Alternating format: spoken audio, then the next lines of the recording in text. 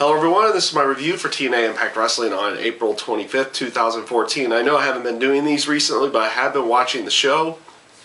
And this is, of course, the go-home show right before the TNA Sacrifice pay-per-view on Sunday. And honestly, I have not really been liking the build-up for this Sunday, at least in most of the matches. There are some matches where I've considerably been liking the build-up. One of those cases is James Storm and Gunner. I've really liked their build-up, how they kind of did a slow burn with James Storm's heel turn over Gunner, and then the subsequent matches that they had with Lockdown, and of course going into the I Quit match on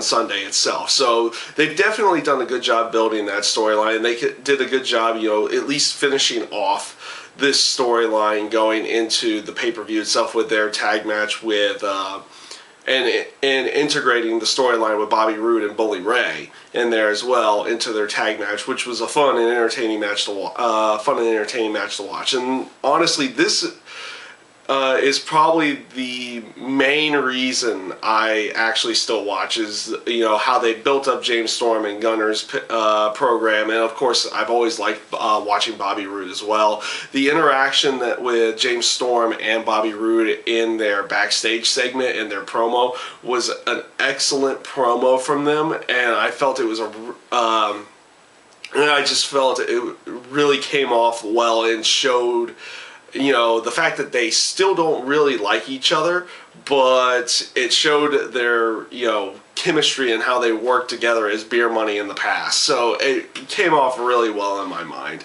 And that was honestly probably the best portion of the show to me. And that's not really to say that, matches-wise, I didn't think it was entertaining. I did think it was entertaining matches-wise, but storyline building and everything, I did not really care for much of it. The fact that you have Kenny King going out there and just having a random match, they're kind of trying to hold him off until he has his X Division title match, but having him go out there with Bobby Lashley really serves no purpose in my mind outside of really just, it did not serve any purpose in any way, shape, or form. It doesn't make Kenny King look good in any way. Bobby Lashley hasn't been doing anything since he came back,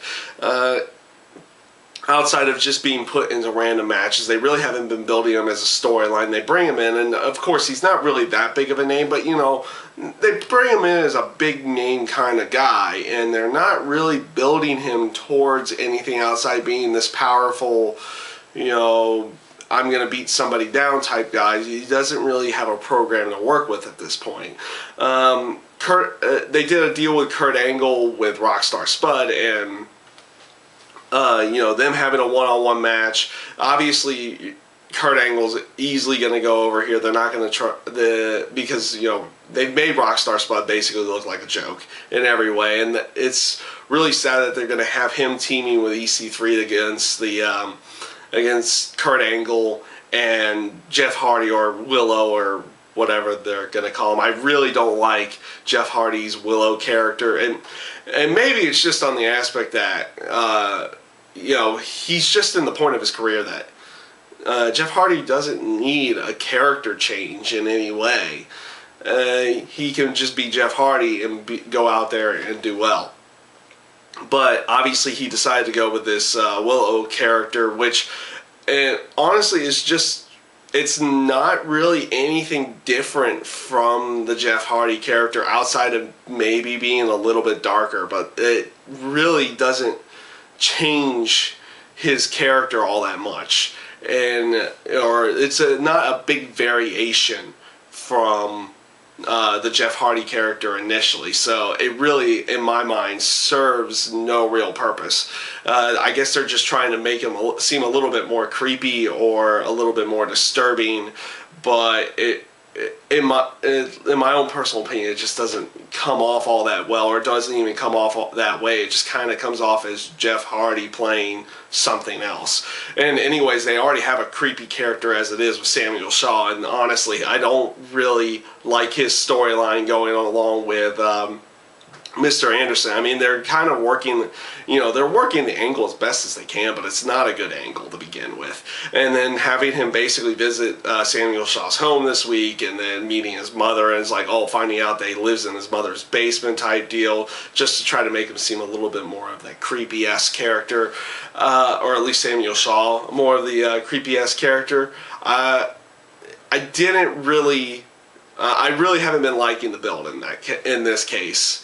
Leading into their match at Sacrifice, which is called a commitment match. So I have no idea what that's going to be or how that's going to even work. But they're going to go with it. And honestly, that storyline build-up I really haven't been caring all that much about, and it really hasn't come... Like I said, Mr. Anderson and Samuel Shaw are doing the best with what they can work with, and they're doing a good job portraying everything, but the storyline itself, I don't like it to begin with. I don't like Samuel Shaw's character, and I don't see why they have Mr. Anderson in this mindset.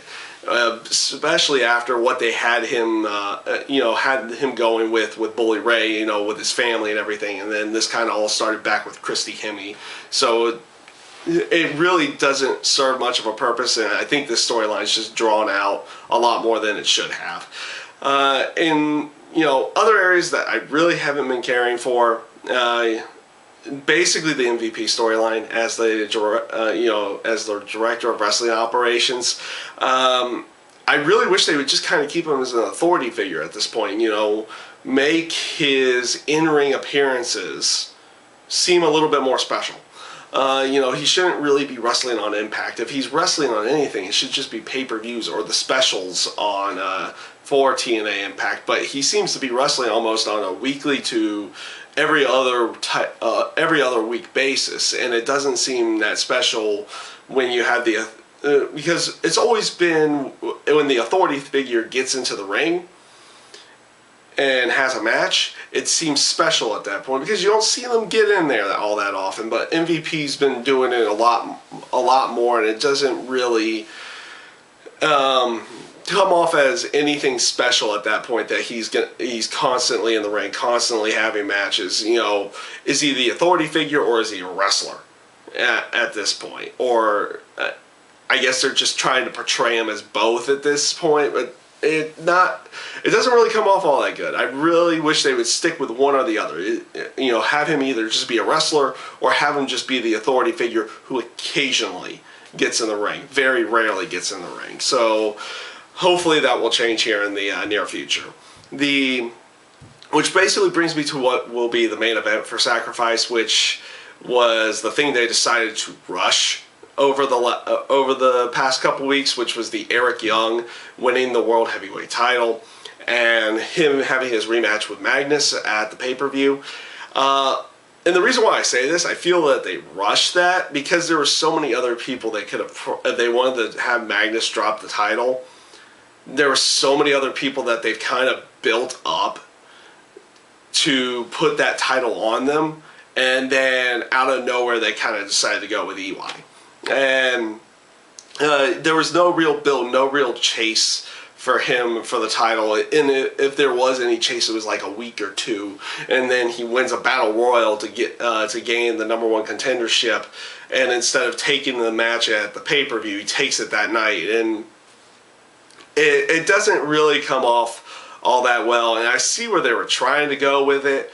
Trying to make something a little bit shocking, putting the title on EY, but he spent so much of his career as just a joke character to begin with, and I know they've put a lot of the other titles on him and everything like that. Why not the world title eventually?